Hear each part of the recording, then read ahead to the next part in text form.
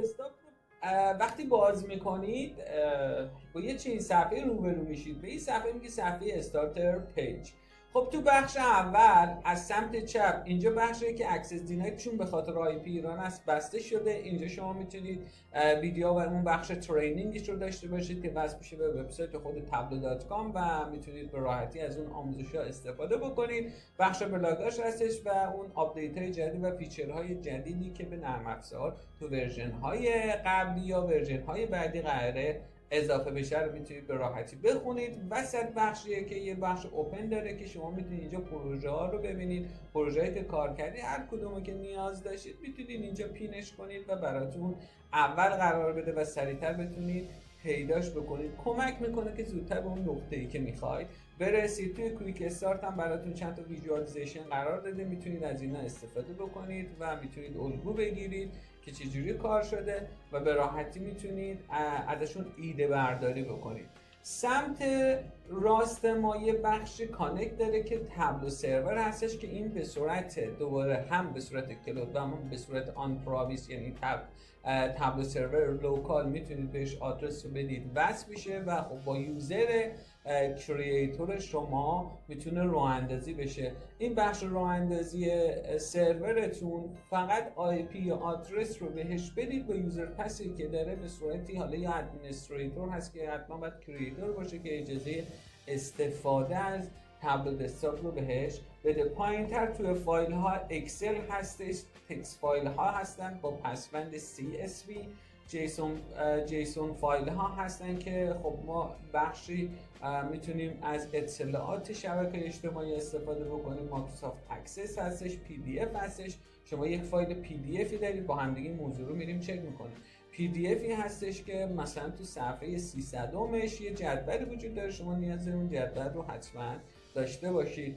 البته اینجا یه نکته بسیار مهم وجود داره که باید این PDF ها یعنی یک فایل وردی بوده باشه که شده باشه PDF که بتونه به راحتی اون جدول رو براتون بیاره. اسپیشال فایل ها فایل های مناطق و ژئویی هستن که میتونید ازش استفاده کنید، مثل .shape، .kml، KMZ که به راحتی براتون میخونه و نمایش میده و خروجی نرم افزارهایی که به صورتی آماری هستن. مور هم برای اتصال به هایپر هستش. ما اینجا چند تا از این کانکشن ها رو با همدیگه بررسی میکنیم و میریم ببینیم چجوری میتونیم مثلا به هایپر خود تابلو پرپ وصل بشیم و بتونیم اطلاعات رو بیاریم اینجا. تو دوره آموزشی تابلو پرپ این موارد توضیح داده میشه که تابلو پرپ چجوری کار میکنه، چجوری میتونید ازش استفاده کنید که میتونید آموزشاش رو توی یوتیوب، کانال یوتیوب خودم ببینید.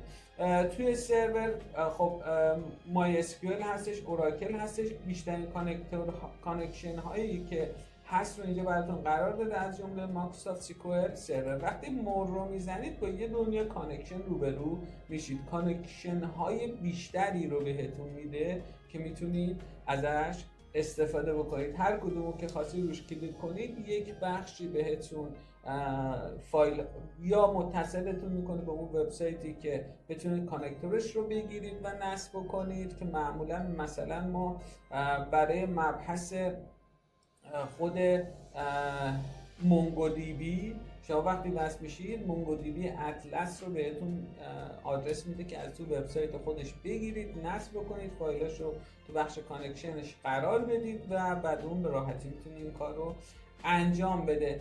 بالا چند تا نوار ابزار وجود داره، از جمله فایل که شما میتونید یک فایل جدید، پروژه جدید باز کنید، میتونید پروژه قبلی رو باز بکنید، میتونید هاید بکنید این استارتر پیج رو که دیگه بهتون نده.